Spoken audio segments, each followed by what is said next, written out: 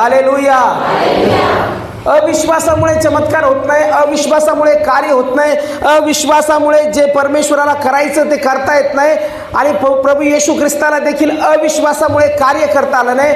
म्हणून आम्ही अविश्वासू असू नये तर विश्वासू असावं. आम्ही कसं असायला पाहिजे? विश्वासणारे असायला पाहिजे. म्हणजे आम्ही होय तर होय, माझा प्रभूवर प्रचंड विश्वास आहे आणि जो देव ज्याच्यावर मी विश्वास ठेवतो तो जिवंत आहे, तो मरणातून उठलेला आहे, स्वर्गामध्ये माझ्यासाठी मध्यस्थी करत आहे आणि त्या परमेश्वरावर माझा प्रचंड विश्वास आहे. तो येशू माझ्या जीवनात कार्य करणार आहे. हालेलुया. आज तोच येशू इथं उपस्थित आहे. जर तुम्ही विश्वास ठेवत आहात, साधा विश्वास नाही, अंतःकरणातून, मी सांगतो तुमचा चमत्कार कोणीच रोखू शकणार नाही. पण अविश्वास येतो म्हणजे ज्यावेळेस अविश्वास म्हणजे काय? आम्ही चिंता करतो आणि चिंता करायला लागतो आणि चिंता केल्यामुळे काय होतं? जो चिंता करतो तो अविश्वास बनतो. समजा मी चिंता करतो, माझ्या घराचं कसं होईल, माझ्या लेकराचं कसं होईल, मी पास्टर आहे, पैसे नाही राहत, सेवेमध्ये कसं होईल, फायनान्स कमतरता असते, असं असतं तसं असतं, हे असतं, मी सेवा करू शकणार नाही. कारण मी विचार करतो पैशाची, चिंता करतो पैशाची, किंवा पुढं कसं होईल, असं होईल का, हे होईल का, ते होईल का. पुष्कळशा चिंता ज्या असतात, त्या चिंता ज्यावेळेस डोक्यात येतात त्यावेळेस त्या चिंता काय करतात? माझा देवावरचा विश्वास कमी करतात. परंतु पवित्र शास्त्र आम्हाला सांगतं की आम्ही आमच्या जीवनामध्ये देवावर भिस्त ठेवायला पाहिजे. हालेलुया. कोणतीही गोष्ट असो, जीवनातली कोणतीही गोष्ट असो, जीवनातले कोणते अनुभव असो, त्या अनुभवामध्ये ज्या वेळेस आम्ही देवावरती विश्वास ठेवतो आणि म्हणतो जे होईल ते होईल, येशू रक्ताचे. हालेलुया. अशा आहात का तुम्ही? मला वाटा ना, मला फील व्हायला असं उत्साह असा तुमचं, असं तुम्ही असं दबल्यासारखे बोलत आहात, असं मोकळं बोला, एकदम असं एकदम रिलॅक्स बोला. तुमचा विश्वास आहे का आज कार्य होईल? खरंच वाटत नाही बाबा. काही जण मनातून म्हणतात आम्हाला तर काही वाटत, काय बोलते ते, पण काय माहिती येशू करतो की नाही का? अविश्वास. पूर्ण विश्वास. पवित्र शास्त्र काय सांगतं की ज्यावेळेस चिंता करू नका, चिंता करू नका, याचा अर्थ हे शब्द जे आहेत येशू बोलत आहे आणि येशू त्याच्या लोकांना सांगत आहे चिंता करू नका, देवावर भिस्त ठेवा. तर आम्हाला रिलॅक्स राहायचं आहे, कारण की माझ्या प्रभूचं वचन आहे, हे जिवंत वचन आहे, हे कार्य करणारं वचन आहे. आणि जर प्रभू सांगतो तर मला प्रभूचं ऐकायला पाहिजे. आपण देवाचं ऐकत नाही. हा शब्द last revelation is the Bible, म्हणजे शेवटचं प्रगटीकरण बायबल आहे. आणि बायबल हा देवाचा शब्द आहे, देवाच्या मुखातून निघणारं वचन आहे. ते सक्रिय आहे, पवित्र आत्म्याच्या प्रेरणेने लिहिलेलं आहे. ज्यावेळेस ते बोलतं त्यावेळेस ते आमच्याशी बोलतो, विश्वासणाऱ्याशी. आणि जो विश्वासणारा त्याला विश्वासाने ग्रहण करतो त्याच्या जीवनात कार्य होतं. आमचा विश्वास असा असतो, काय होतं काय माहिती, जमतं की नाही काय माहिती, होते की नाही, चिंता आहे आम्हाला, असं होईल तसं होईल, काय होईल कसं होईल. आणि या चिंतेमुळे काय होतं? जे व्हायचं ते होत नाही, कारण की आमच्या मनात अविश्वास आला. जर आम्ही बघितलं मत्तई कृष्णवर्तमान याचा 6वा अध्याय आणि 25 ते 27 वचन, मत्तई कृष्णवर्तमान याचा 6वा अध्याय आणि 25 ते 27 वचन, या ठिकाणी सांगितलेले कशाविषयी चिंता करू नका. वाचा सिस्टर. यास्तव मी तुम्हाला सांगतो की, बघा पुढं,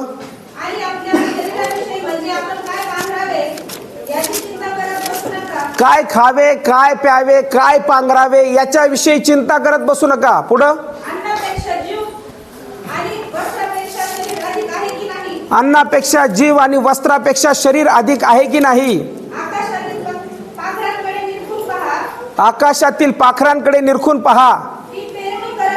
ती पेरणी करत नाहीत, कापणी करत नाहीत, की कोठारात साठवत नाही, तरी तुमचा स्वर्गीय पिता त्यांना खावयास देतो.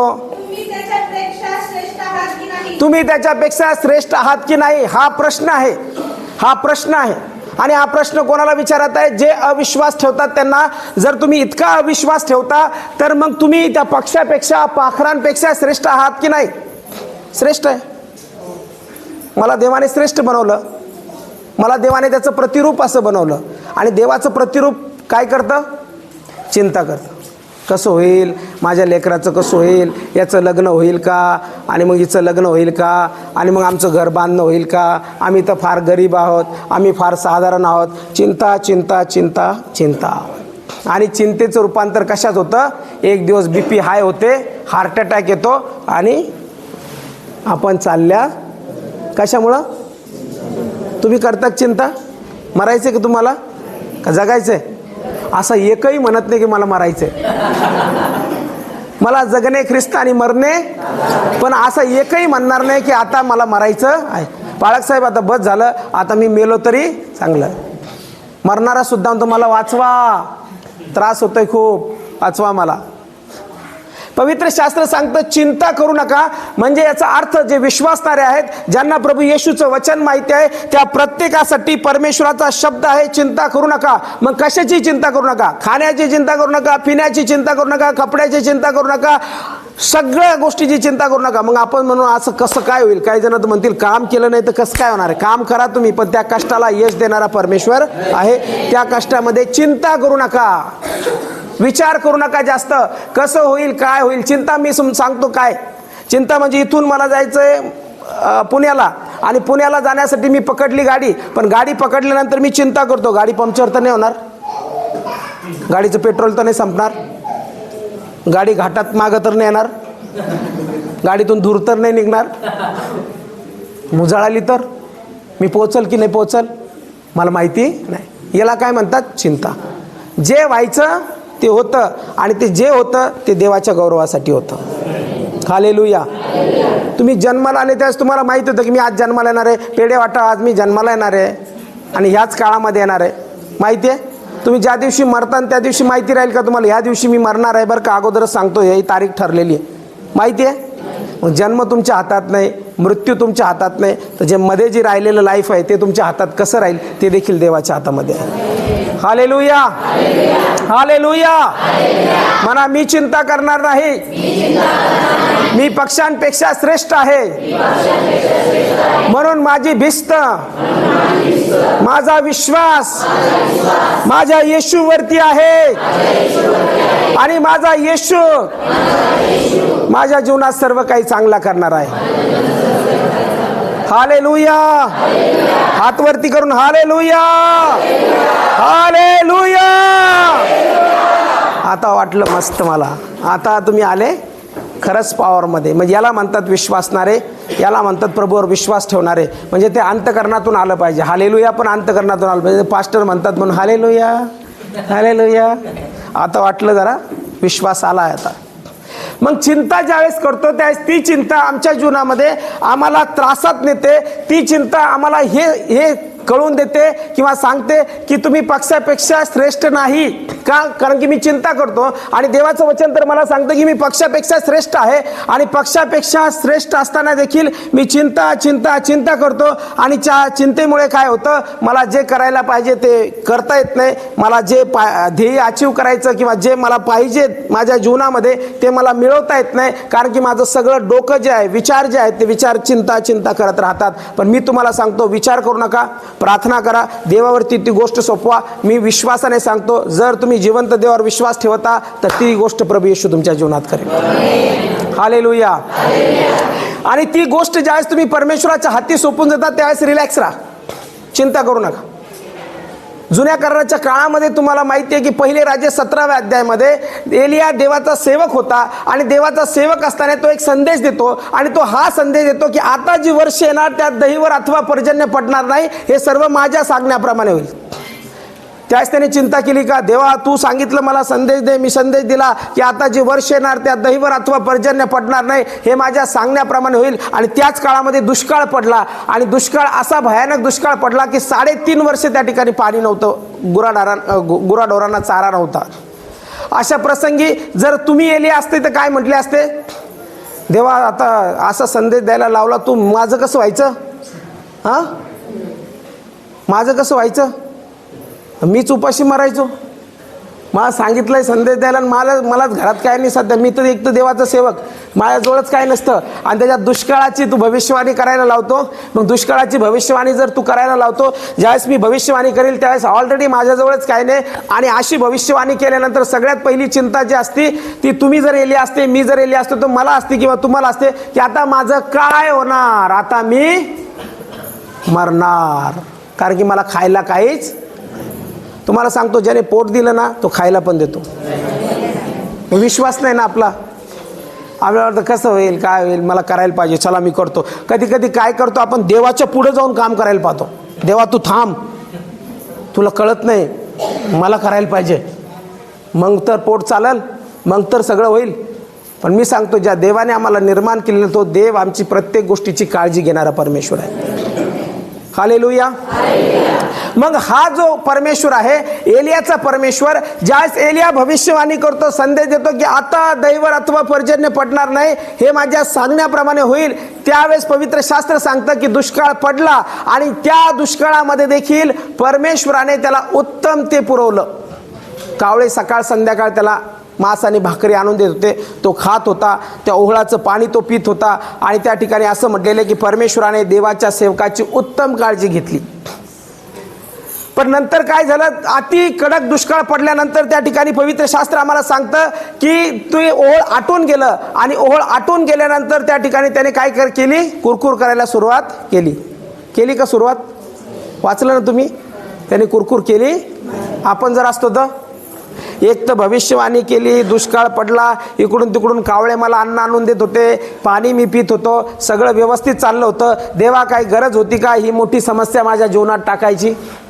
आम्हाला तसंच वाटतं. चांगली नोकरी करत होतो, चांगला जॉब करत होतो, चांगलं पेमेंट येत होतं, चांगल्या गरजा भागत होत्या आणि हे सगळं चांगलं चाललेलं असताना देवा काय गरज होती का हे सगळं समस्या माझ्या जीवनात येण्याची?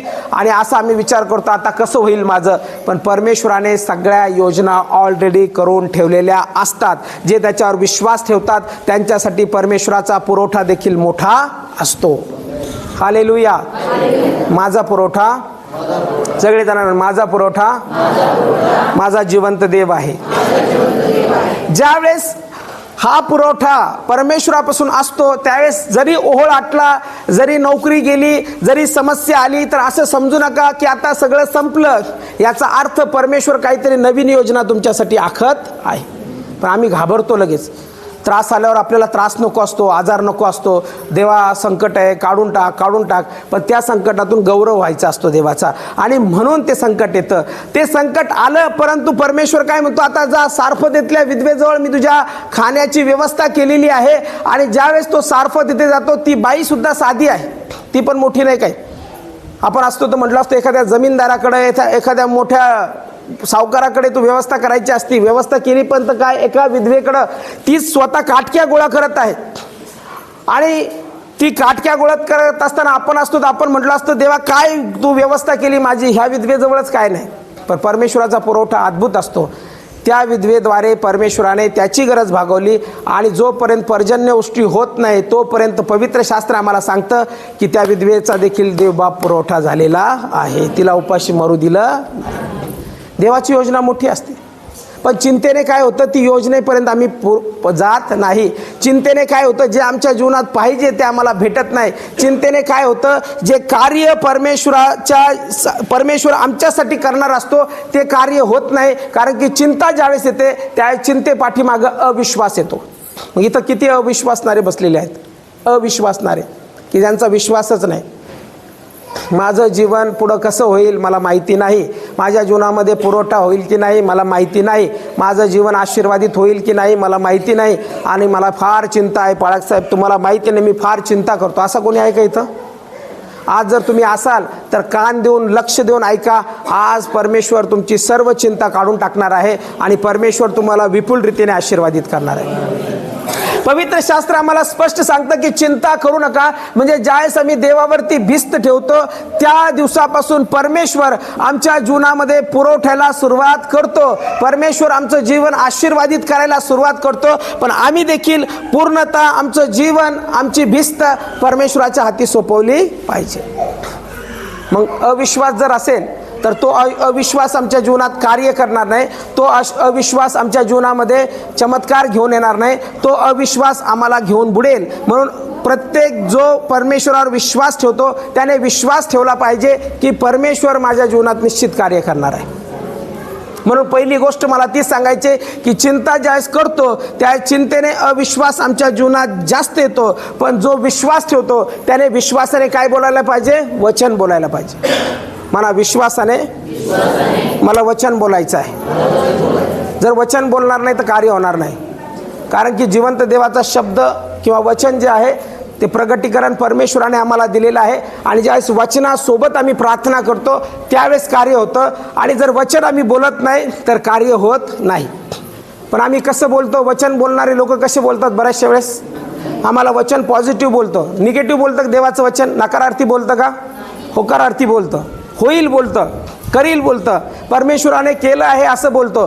पण बऱ्याचशा वेळेस आमचे जे शब्द असतात, जे विश्वासणारे असतात, त्यांचे शब्द कसे असतात? जमणार नाही, होणार. आपल्या बापदादाने कुठं पाहिलं आहे? आपण तर साधे आहोत, आपल्याकडून होणार? कुठं मोठं स्वप्न पाहतो आपण. विचार पण काय करतो? माझा मुलगा होऊन काय होईल? एखाद्या शाळेवरती चपराशी झाला बस झालं. साधे विचार करतो ना. किंवा जाऊ दे, छोटं मोठं काम लागलं बस झालं. काय नाही, एक छोटंसं घर बांधलं आम्ही बस झालं. छोटं छोटं छोटं छोटं छोटं. आणि देव कसा आहे आमचा? मोठा. विश्वास कसा आहे? नाही ना पाळक साहेब, तसं होणार नाही ना. अरे का होणार नाही? नाही ना, ते जमत नाही ना, आपण कधी केलंच नाही ना. आपल्या कोणी केलं का? तरुण लोकांना पण खूप लोक डिस्करेज करतात, तरुण मुलींना पण डिस्करेज करतात. नाही, तू कुठं एवढं शिक्षण घेते, काय झालं, शिकून काय होणार आहे, काय करणार आहे तू, कुठं शिकतो, बरं आहे आपलं घर, इथंच राहायचं, इथंच काही करायचं. छोटं बोलतो. पण ज्याचा मोठा देव, ज्याचा परमेश्वर महान, त्याने कसं बोललं पाहिजे? मोठं बोल. म्हणा आजपासून मी मोठं बोलेल. आजपासून मी विश्वासाने बोलेल. आम्ही कसं बोलतो? सतत निगेटिव्ह बोलतो. होणार नाही, जमणार नाही, असं करता येणार नाही, तसं होणार नाही, हे काही जमत नाही, आपल्याला काही येत नाही, आपल्याला काही करता येणार नाही. अशा लोकांच्या सोबत देखील मी राहत नाही. मी निगेटिव्ह पर्सन. माझा इश्यू निगेटिव्ह नव्हता. येशू ज्यावेळेस बोलायचा ठाम बोलायचा. येशू ज्यावेळेस बोलायचा त्यावेळेस ठाम कार्य करायचा. देव जो बोलतो तो ठाम बोलतो आणि जे बोलतो ते करतो. म्हणजे प्रभू किंवा देवाचं वचन पॉझिटिव्ह आहे, निगेटिव्ह नाही. तो कधीच असं म्हणत नाही होणार नाही, जमणार नाही. जो येशूवर विश्वास ठेवतो त्याच्यासाठी सर्व काही शक्य आहे. मला जो सामर्थ्य देतो त्याच्या ठाई मी सर्व काही कराव्यास शक्तिमान आहे. म्हणा, मला जो सामर्थ्य देतो त्याच्या ठाई मी सर्व काही कराव्यास शक्तिमान आहे. आजपासून माझे शब्द कसे असायला पाहिजे? पॉझिटिव्ह, होकारार्थी. आम्ही बोलताना कसं बोललं पाहिजे की परमेश्वर करणार, परमेश्वराने केलं आहे, माझ्यासाठी मार्ग मोकळे झालेले आहेत, परमेश्वर कार्य करत आहे, प्रभू येशूने मला आरोग्य दिलेलं आहे, प्रभू येशू सामर्थ्यशाली आहे. आणि ज्या देवाची मी सेवा करतो तो साधारण परमेश्वर नाही, तो अद्भुत कार्य करणारा परमेश्वर आहे. तो परमेश्वर माझ्यावरती अभिषेकामध्ये राहतो आणि तो जर माझ्यासोबत आहे तर मला सर्व गोष्टी शक्य आहेत. आमेन, आमेन, हालेलुया, हालेलुया, हालेलुया. सर्व गोष्टी कशा आहेत? आपल्याला शक्य. तो विश्वास पाहिजे. म्हणून निगेटिव्ह शब्द काढून टाका मुखातून. जर तुम्ही बोलत असाल फार तर ते काढून टाका. आणि ते निगेटिव्ह शब्द कधी जातील? ज्यावेळेस आम्ही परमेश्वराचं वचन वाचायला सुरुवात करू, ऐकायला सुरुवात करू. जर वचनाचं आतमध्ये नाही तर बाहेर पॉझिटिव्ह येणार नाही. कोण निगेटिव्ह बोलतो, कोण नकारार्थी बोलतो? की ज्याच्या आतमध्ये वचनच नाही, ज्याच्या आतमध्ये जग आहे. मी जास्त जगात राहतो, जास्त जगातील लोकांबरोबर वावरतो आणि ते कायम निगेटिव्ह बोलतात. त्यास त्यांची फ्रिक्वेन्सी ते सोडतात, त्यास मी पण निगेटिव्ह बोलायला लागतो. जमत नाही, होत नाही, काय येत नाही. पण ज्यावेळेस मी वचन वाचतो, वचनात राहतो, वचन बोलतो, त्यावेळेस माझ्या जीवनात काय असतं? पॉझिटिव्ह शब्द. त्यावेळेस मी बोलताना पण वचन बोलतो. मग जे लोक परमेश्वराचं वचन आज स्वीकारत नाही त्यांचं बोलणं एकसारखं निगेटिव्ह असतं. आता एक सिंपल उदाहरण. समजा सकाळी तुम्ही उठले आणि सकाळी उठल्यानंतर बाजूच्याने टेप रेकॉर्डर म्हणजे गाणं लावलं. सकाळी 6लाच तुम्ही उठले, आता तुम्हाला सप्ताहाला यायचं आहे आणि 6ला उठल्यानंतर लगेच गाणं लावलं आणि गाणं लागलेलं असताना 6ला तुम्ही ते गाणं ऐकताय. बघतोय रिक्षावाला ग वाट माझी, बघतोय रिक्षावाला, कामाला जायला उशीर झाला. असंच आहे ते गाणं. तुमच्या डोक्यात काय राहील? काय राहील? येशू रक्त जय, शैताना दूर हो. माझ्या डोक्यात हे गाणं आलंच नाही पाहिजे. पण दिवसभर वाट माझी बघतोय रिक्षावाला, कामाला जायला उशीर. अरे काय व्हायला लागलं? सकाळीच गाणं कुठं गेलं? आत गेलं. आणि गाणं आत गेल्यामुळं तुम्ही किती प्रयत्न केला ते गाणं बाहेर काढून फेकण्याचा, तरी तुमच्या डोक्यात काय येतं वेळोवेळी? तुम्ही फार चांगले लोक आहात याचा अर्थ. तुमच्या डोक्यात येत नाही वाटतं गाणं ना? काहीच बोलत नाही तुम्ही. येतं की नाही गाणं? बोला ना माझ्याबरोबर. येतं की नाही गाणं आतमध्ये? येतं ना. सकाळी सकाळी ऐकल्यावर येतं ना गाणं. सकाळी जर एखादं गाणं ऐकलं तर ते डोक्यात सकाळी सकाळी जर एखादं गाणं गेलं तर ते काय होतं? तेच गाणं वाजतं, कारण की माझ्या आत ते गेलेलं आहे. मला काय सांगायचं या ठिकाणी, जे आत जातं तेच आमच्या मुखातून, तेच आमच्या डोक्यात कायम राहतं. आणि जर आत सकाळी सकाळी सिस्टरच्या म्हणण्याप्रमाणे देवाचं गाणं गेलं तर काय राहतं दिवसभर? आता तुम्ही सगळे देवाची गाणी ऐकणारे आहात म्हणून मी सांगतो. आता सकाळीच तुम्ही देवाचं गाणं ऐकलं तर काय राहतं आतमध्ये? तुम्ही दिवसभर तुम्ही जरी नाही ऐकलं तरी काय आठवतं तुम्हाला? गाणं आठवतं ना देवाचं. मग काय याचा अर्थ? जे आत गेलं ते काय होतं? ते बाहेर येतं. आणि जर देवाचं वचन सकाळीच वाचलेलं आहे, देवाचं वचन तुम्ही सकाळीच त्या ठिकाणी वाचलेलं असताना अंतकरणात घेतलेलं आहे, तर दिवसभर काय राहील तुमच्या डोक्यामध्ये? देवाचं वचन. आणि जर देवाचं वचन राहील तुमच्या डोक्यामध्ये दिवसभर, ज्यावेळेस देवाचा शब्द तुमच्या मुखात राहील त्यावेळेस तो शब्द काय होईल? पॉझिटिव्ह काम करायला सुरुवात करेल. आणि तुम्ही नकारार्थी बोलणार नाही. तुम्ही म्हणणार की माझा परमेश्वर माझ्यासोबत आहे, परमेश्वर माझा मेंढपाळ आहे, मला काही उणे पडणार नाही. हालेलुया म्हणतात ना. कारण की आतमध्ये काय गेलं? वचन गेलं. आतमध्ये काय गेलं की परमेश्वर जर माझा मेंढपाळ आहे, माझा सहाय्यकर्ता आहे, तर मला कोणत्याही गोष्टीची उणीव भासणार नाही, कारण की माझा परमेश्वर माझ्यासोबत. का असं म्हणतात? परमेश्वर वाटत नाही माझ्यासोबत आहे, मला उणीव पडल, मला वाटत नाही काय कार्य होईल, असं असं असं वाटतं ना. ज्याने वाचलं नाही त्याला वाटतं. पण ज्याने परमेश्वराचं वचन वाचलेलं आहे आणि ज्याने परमेश्वराचं वचन स्वीकारलेलं आहे, ते परमेश्वराचं वचन आमच्या जीवनामध्ये कार्य करतं. म्हणून ज्यावेळेस आम्ही विश्वास ठेवतो त्यावेळेस आमचा विश्वास जो असतो तो परमेश्वराच्या वचनावरती असतो. आपला विश्वास कशावरती आहे? परमेश्वराच्या वचनावरती. कारण की परमेश्वराचं वचन आमच्या जीवनात कार्य करतं. काय कार्य करतं? बोला ना. काय कार्य करतं? परमेश्वराचं म्हणा, माझ्या पाठीमागे म्हणा, परमेश्वराचं वचन माझ्या जीवनात कार्य करतं. परमेश्वराचं वचन आमच्या जीवनात कार्य करतं. म्हणून या ठिकाणी पवित्र शास्त्र आम्हाला स्पष्ट सांगतं की विश्वासाने आम्ही वचन बोलायला सुरुवात केली पाहिजे. आता थोमा देवाचा शिष्य होता, म्हणजे येशू ख्रिस्ताच्या बरोबर राहिलेला होता, येशू ख्रिस्ताबरोबर चाललेला होता, येशू ख्रिस्ताबरोबर कायम राहायचा. पण कायम राहिलेला असताना देखील ज्यावेळेस येशू ख्रिस्त मरणातून उठला, पुनरुत्थान झालं, पुनरुत्थान झाल्यानंतर पवित्र शास्त्र आम्हाला सांगतं की ज्या वेळेस शिष्य लोक बसलेले होते एकत्रित, समजा आम्ही सगळे बसलेलो आहोत आणि इथं बसलेले असताना येशू त्या ठिकाणी आला. आणि येशू ज्यावेळेस इथं आला त्यावेळेस थोमा नव्हता. आणि थोमा नसल्या कारणाने आम्ही सगळेजण चर्चा करत होतो, अरे येशू आला, किती चांगलं वाटतं ते, बघा ना येशू इथं आला, असं चर्चा करत होतो. येशूने सगळ्यांना सांगितलं तुम्हाला शांती असो. आणि मग नंतर तो तिथून अंतर्धान पावला. आणि तेवढ्यात काय झालं? थोमा तिथं आला. आणि मग आम्ही सांगतो की आत्ता येशू आला होता इथं आणि येशूने आम्हाला दर्शन दिलं, येशू आमच्याबरोबर बोलला, आम्हाला फार बरं वाटलं. आणि खरंच येशू जिवंत आहे, तो मरणातून उठला. पण आता थोमा काय म्हणतो? थोमा काय म्हणतो? थोमा काय म्हणतो? थोमा म्हणतो मी त्याच्या जखमांना हात लावल्याशिवाय, त्याच्या कुशीत हात घातल्याशिवाय मी मान्यच करणार नाही की येशू मरणातून उठला आहे. आता आम्ही सांगतो, आम्ही एवढे सांगतो, आम्ही सगळे येडे का? हां, अरे वा येशू मरणातून उठला, नाही नाही मी काय विश्वास ठेवत? तसे तर नाही ना तुम्ही? तसे नाही ना इथं बसलेले? आम्हाला येशू दाखवा. पाळकसाहेब आज येशू दिसलाच पाहिजे मगच विश्वास ठेवतो, नाही तर विश्वास ठेवत नाही, नाही तर आम्ही घरी जातो, असं नाही ना. तो त्या ठिकाणी काय म्हणतो की मी येशूच्या जखमांना हात लावल्याशिवाय, कुशीत हात घातल्याशिवाय मी विश्वासच ठेवणार नाही. आणि असं बोलल्यानंतर त्याचा अविश्वास आला. आणि अविश्वास आल्यानंतर पवित्र शास्त्र आम्हाला सांगतं की दुसरी वेळेस ज्यावेळेस थोमा असताना येशू पुन्हा त्यांच्यामध्ये हजर झाला. वाचूच आपण ते वचन जर आम्ही बघितलं वचन तर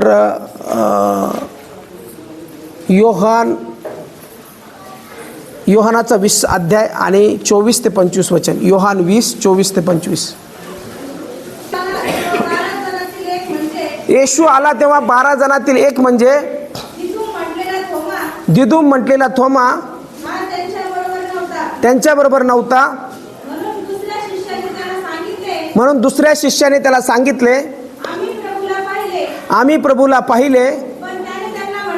पण त्याने त्यांना म्हटले, त्याच्या हातात खिळ्यांचे वन पाहिल्या वाचून, त्याच्या हातात खिळ्यांचे वन पाहिल्या वाचून, खिळे होते त्या जागी आपले बोट घातल्या वाचून, खिळे होते त्या जागी आपले बोट घातल्या वाचून, व त्याच्या कुशीत आपला हात घातल्या वाचून, त्याच्या कुशीत आपला हात घातल्या वाचून मी विश्वास धरणारच नाही. मी विश्वास धरणारच नाही. मग 8 दिवसानंतर मग 8 दिवसानंतर त्याचे शिष्य पुन्हा एकदा आत असता, त्याचे शिष्य पुन्हा एकदा आत असता, त्यांच्याबरोबर थोमा होता. त्यांच्याबरोबर थोमा होता. तेव्हा दारे बंद असताना येशू आला व मध्ये उभं राहून म्हणाला, तुम्हाला शांती असो. तुम्हाला शांती असो. नंतर त्याने थोमाला म्हटले, तू आपले बोट इकडे कर, माझे हात पहा, आपला हात पुढे करून बघा, माझ्या कुशीत घाल. म्हणजे येशू तिथे आला आणि येशू आल्यानंतर म्हणतो की आता काय कर, तुझा हात दाखव, तुझा हात माझ्या कुशीत घाल आणि बघ, जखम बघ. आणि मग नंतर त्याने ते बघितलं. आणि पवित्र शास्त्र जर आम्ही वाचलं तर त्या ठिकाणी काय म्हटलं, नंतर ज्यावेळेस त्याने बघितलं त्यावेळेस थोमा त्याला म्हटला, माझा देव माझा प्रभू. कधी म्हटला? पाहिल्यावर. आणि न पाहता काय म्हणत होता? मला काय विश्वास नाही. असे कितीतरी आपण विश्वासणारे आहोत की येशू तू कार्य केल्याशिवाय, तू चमत्कार केल्याशिवाय, तू मला पुरवठा केल्याशिवाय, अगोदर चमत्कार केल्याशिवाय मी विश्वास ठेवत नाही. पण येशू थोमाला काय म्हटला तुम्हाला सांगतो. येशू थोमाला म्हटला की विश्वासहीन असू नको तर विश्वास ठेवणारा अस. विश्वासहीन असू नको तर विश्वास ठेवणारा अस. येशूने त्याला म्हटले, तू मला पाहिले आहे म्हणून विश्वास ठेवलास, पण ज्यांनी मला पाहिले नाही आणि पाहिले वाचून जे विश्वास ठेवतात ते धन्य. हालेलुया. मी येशूला पाहिलं नाही, तुम्ही येशूला पाहिलं नाही, पण मी येशूबद्दल वाचलेलं आहे, मी येशूचा अनुभव घेतलेला आहे आणि मी म्हणतो माझा येशू जिवंत आहे. Hallelujah, hallelujah. आपण पाहिलं नाही पण आपण धन्य आहोत. धन्य म्हणजे आशीर्वादित आहोत की न पाहताही आम्ही प्रभू येशूवर विश्वास ठेवतो, कारण की आम्ही परमेश्वराचं वचन ऐकलेलं आहे, वाचलेलं आहे, अनुभव घेतलेला आहे पवित्र आत्म्याचा. आणि म्हणून मी म्हणू शकतो की माझा प्रभू आजही कार्य करण्यासाठी धन्य, आजही आशीर्वादित आहे, आजही कार्य करतो तो. म्हणून विश्वास असला पाहिजे. तुम्ही सगळ्यांनी ते ऐकलं असेल रक्तस्रावी स्त्रीबद्दल. मार्कच्या 5व्या अध्यायामध्ये रक्तस्रावी स्त्री होती आणि ती आपल्या मनात म्हणत होती. काय म्हणत होती? मनात म्हणत होती की मी येशूच्या वस्त्राच्या गोंड्याला जरी स्पर्श केला तरी मी बरी होईल. किती वर्षापासून पीडित होती? 12 वर्षापासून पीडित होती. आणि 12 वर्षापासून पीडित असताना ती म्हणती येशूच्या वस्त्राच्या गोंड्याला जरी स्पर्श केला तरी मी बरा होईल. हा विश्वास कुठून आला? ऐकल्याने आला. पवित्र शास्त्र रोम 10:17 मध्ये काय सांगतं की विश्वास हा वाढतेने येतो आणि ती वार्ता म्हणजे प्रभूचं वचन आहे. म्हणजे ज्यावेळेस आम्ही वचन ऐकतो, वचन वाचतो, वचन स्वीकारतो, त्यावेळेस विश्वास निर्माण होतो.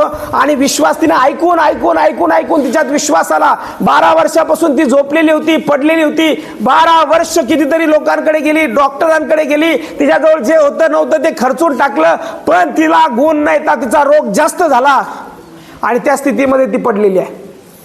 आणि त्या स्थितीमध्ये तिने ऐकलं, कोणीतरी येऊन सांगितलं की अरे आपल्या गावामध्ये येशू येणार आहे, तो येशू आहे त्याने आंधळ्यांना दृष्टी दिली, तो येशू आहे त्याने लंगड्यांना चालवलं, तो येशू आहे त्याने मेलेले जिवंत केले. आणि फक्त तिनं ऐकलं, तिनं पाहिलेलं नव्हतं येशूला, पण ऐकून तिच्या जीवनात विश्वास निर्माण झाला. ज्यावेळेस आम्ही ऐकतो प्रभूचं वचन त्यावेळेस आमच्या जीवनात विश्वास निर्माण झाला पाहिजे, विश्वास वाढला पाहिजे, नाहीतर काहीच फायदा नाही. मग या जेवण करा आणि घरी जा. जेवण आपण आयुष्यभर करतच राहू. जोपर्यंत जिवंत आहोत तोपर्यंत जेवण काय सुटणार नाही. ते महत्त्वाचं नाही. जोपर्यंत येशू आत जात नाही तोपर्यंत कार्य होत नाही. आपलं जीवन 60 वर्ष 70 वर्ष, शक्ती असली तर 80 वर्ष, त्याचा डामडोल केवळ कष्टमय दुःखमय आहे. लवकर सरताना लवकर आम्ही निघून जातो. आणि मग देव विचाराने काय केलं खाली? काय नाही देवा, विश्वास ठेवत होतो, बस मी माझं घर खाल्लं, लग्न बिग्न केले, सगळं व्यवस्थित झालं लेकरांचं, आता मी तुझ्याकडे आलो. काय केलं पृथ्वीवर? काहीच नाही. संसार केला, तेच करायला गेलं तर फक्त. नाही, काय करू आता, तेच केलं. दुसरं काही जमलंच नाही मला, कारण मी चिंता जास्त करायचो. काय होईल, कसं होईल, याच्यातच आयुष्य गेलं. विश्वास, त्या बाईने तसा विश्वास फक्त ऐकल्याने ठेवला. बऱ्याचशा वेळेस आपण काय म्हणतो, पाहिल्याने मी ठेवल, पण ऐकल्याने जो विश्वास ठेवतो तो महान कार्य होतो. तिने ऐकलं आणि ऐकून ती त्या गर्दीत शिरली. आणि ऐकून गर्दीत शिरल्यानंतर 2 दिवस जरी ताप आला तर आपल्याला काय वाटतं, आता मरतो की काय? हा बघा ना, हार्टबीट किती वर चालली, हार्ट अटॅक येतो की काय, मला लय छाती दुखायला लागली, लवकर दवाखाना, लवकर. काय होईल काय सांगता येत नाही. इतकी चिंता, इतकं प्रेशर येतं. कोणाची BP हाय होते, कोणाची लो होते, टेन्शन येतं. मला फार टेन्शन आलेलं आहे. पण आपण विचार करत नाही, माझ्यासोबत कोण आहे? माझा परमेश्वर, माझा प्रभू माझ्यासोबत आहे. तिने ऐकलं आणि ऐकून तिच्या जीवनात सगळ्यात पहिली क्रिया झाली, विश्वास निर्माण झाला. आणि विश्वास निर्माण झाल्यानंतर पवित्र शास्त्र आम्हाला काय सांगतं, गर्दी होती. 2 दिवस ताप आला तर आम्हाला चालता येत नाही, आम्हाला 2 जण उचलून न्यावे लागतात दवाखान्यात. पण एवढ्या गर्दीमध्ये 12 वर्षापासून पिडलेली असताना देखील पवित्र शास्त्र सांगतं की तिने डेअरिंग केली त्या गर्दीमध्ये जाण्याची. आम्ही थोडंसं इथून इथं प्रार्थनेला जायचं म्हणलं तर जात नाही. काय लोक रविवारी नको, घरीच बरं आहे आपलं. लय श्रम घ्यावं लागतं, सकाळीच आंघोळ करा आणि जा चर्चमध्ये, त्याच्यापेक्षा घरी बरं असतं असं वाटतं. पण तिने तो विचार केला नाही. तिला माहीत होतं की आज जो आलेला आहे, ज्याच्याबद्दल मी ऐकलेलं आहे, तो गावात आलेला आहे. आणि तो आलेला असताना आज मला त्याच्या वस्त्राच्या गोंड्याला स्पर्श करायचा आहे. आणि जरी मी त्याच्या वस्त्राच्या गोंड्याला स्पर्श केला तरी मी बरी होईल, असं ती मनात म्हणत होती. कुठं म्हणत होती?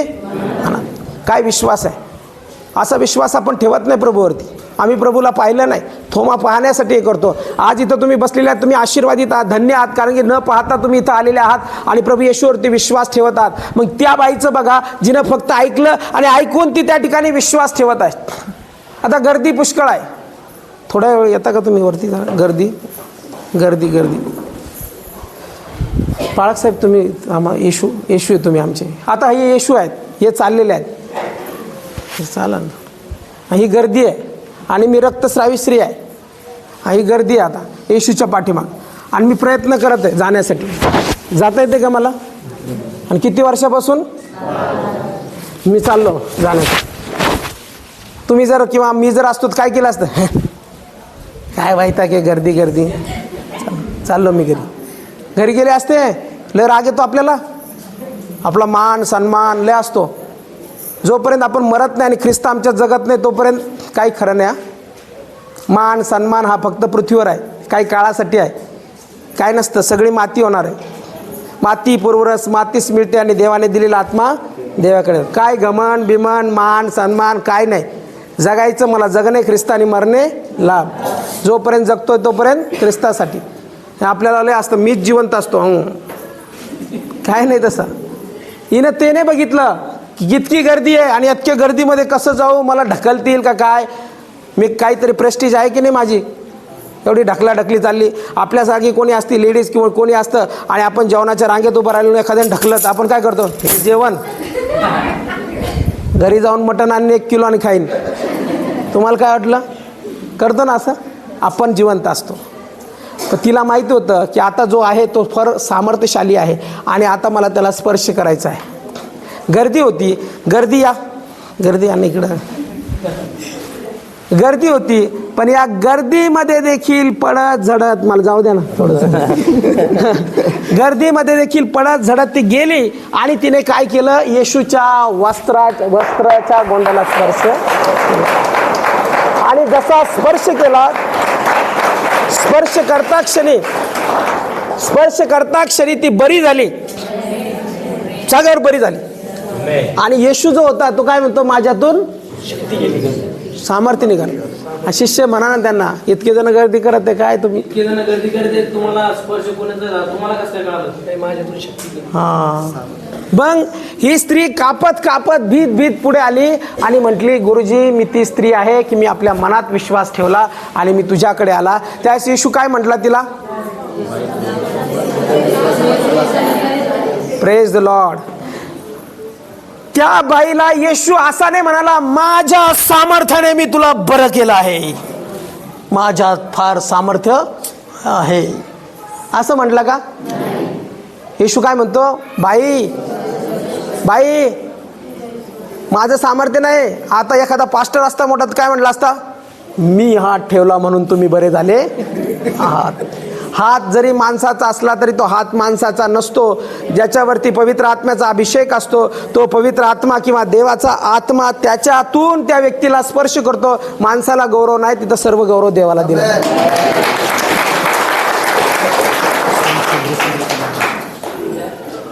बोलू पण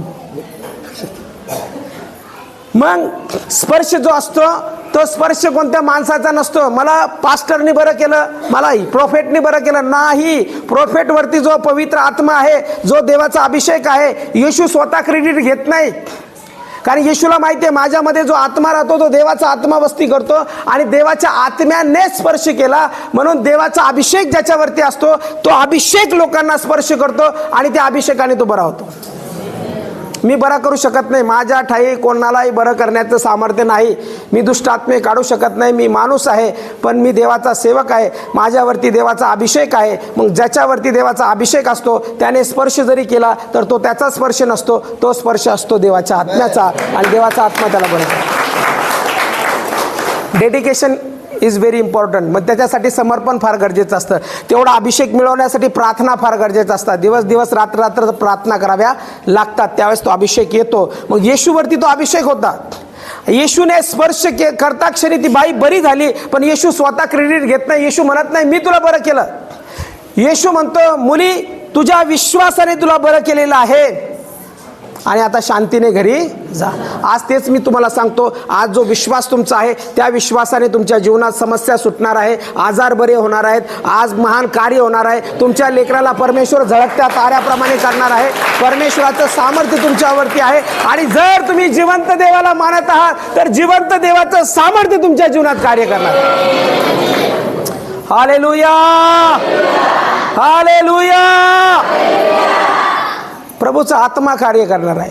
माणूस काम नाही करू शकत, मी काही करू शकत नाही. प्रभूचं सामर्थ्य ज्यावेळेस कार्य करतं त्यावेळेस ते प्रभूचं सामर्थ्य अद्भुत रीतीने कार्य करतं. म्हणून पवित्र शास्त्र आम्हाला सांगतं की त्या बाईनं विश्वास ठेवला आणि विश्वासाने कार्य झालं. म्हणून आम्ही वचन ज्यावेळेस बोलतो त्यावेळेस विश्वासाने आम्ही बोललो पाहिजे, विश्वासाने आम्ही चाललो पाहिजे.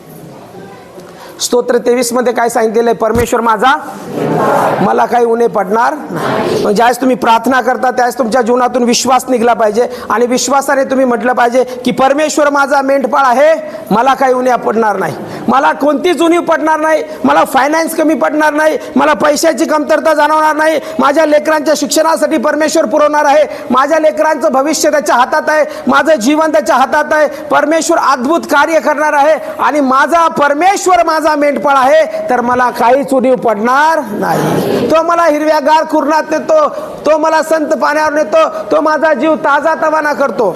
मृत्यू छायेच्या दरीतूनही मी जात असलो तरी मी कसल्या अरिष्टाला भिणार नाही, कारण की तो परमेश्वर माझ्या बरोबर आहे. त्याची आखडी व काठी मला धीर देते. त्याने माझ्या डोक्याला अभिषेक केला आहे, तेलाचा अभिषेक, तेलाचा अभ्यंग केला आहे. माझे पात्र आयुष्यभर काठोकाठ भरून वाहत आहे आणि माझ्या आयुष्याचे सर्व दिवस मला कल्याण व दया ही लाभेल आणि परमेश्वराच्या घरात मी चिरकाल राहील. हालेलुया. हे बोला, हे बोला, बोलल्याशिवाय कार्य होणार नाही. जोपर्यंत आम्ही वचन आमच्या जीवनात बोलत नाही. नुसतं मला माहिती आहे, मला सगळं माहिती आहे, मला बायबलची वचनं माहिती आहे, मला पूर्ण बायबल माहिती आहे, तुम्ही प्रश्न विचारा मी उत्तर देतो, पण आतमध्ये काहीच नाही. सैतानाला पण बायबल माहिती आहे, मग तो विश्वासणार आहे का? सैतान तर प्रभू येशूशी बोलत असताना वचनातूनच बोलला ना, मग तो सैतान विश्वासणार आहे का? नाही, तो परीक्षा घेतो. मग बायबल माहिती असण्यापेक्षा बायबल किती आत गेलेला आहे, किती वचनं आमच्या जीवनामध्ये पूर्णपणे मिक्स झालेले आहेत, ते कार्य करतं. म्हणून ज्यावेळेस आम्ही बोलतो त्यावेळेस विश्वासाने बोलतो आणि विश्वासाने काय बोलतो तर परमेश्वराचं वचन बोलतं. म्हणून आजपासून तयार व्हा, आजपासून तुमचा दिवस आलेला आहे, आजपासून परमेश्वराचे चमत्कार सुरुवात माझ्या जीवनात होत आहे असं म्हणायला सुरुवात करा. आज प्रभू येशूच्या नावामध्ये मी जे बोलणार ते माझं घडून येणार. असंच जाऊ नका, असंच जाऊ नका, रिक्त जाऊ नका, जाऊ नका. जे वचन आहे ते आत घेऊन जा आणि मी तुम्हाला सांगतो आजपासून महान कार्याला सुरुवात होईल.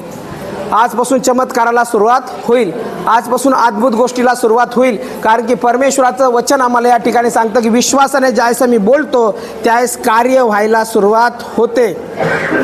एक लास्ट वचन आपण बघणार आहोत, मार्क शुभवर्तमान याचा 16वा अध्याय आणि 17 वचन.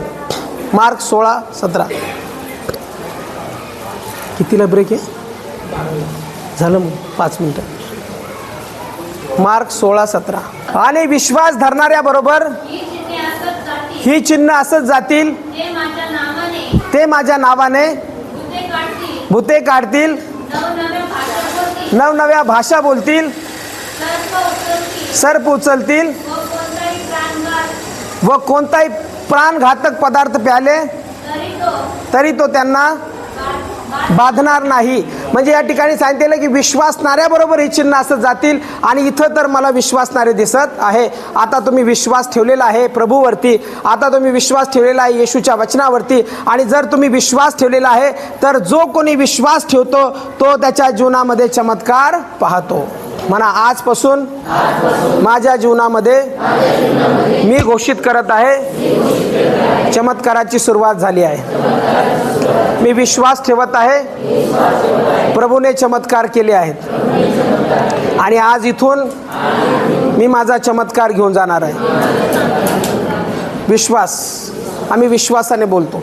म्हणून विश्वासाने ज्यावेळेस बोलतो त्यावेळेस अद्भुत कार्य होतं. आणि आज विश्वासणाऱ्याबरोबर ही चिन्ह असत जातील. जर तुम्ही विश्वास ठेवत आहात तर परमेश्वराचं सामर्थ्य तुमच्यावरती येत आहे. महान कार्यासाठी परमेश्वर तुम्हाला उभं करत आहे.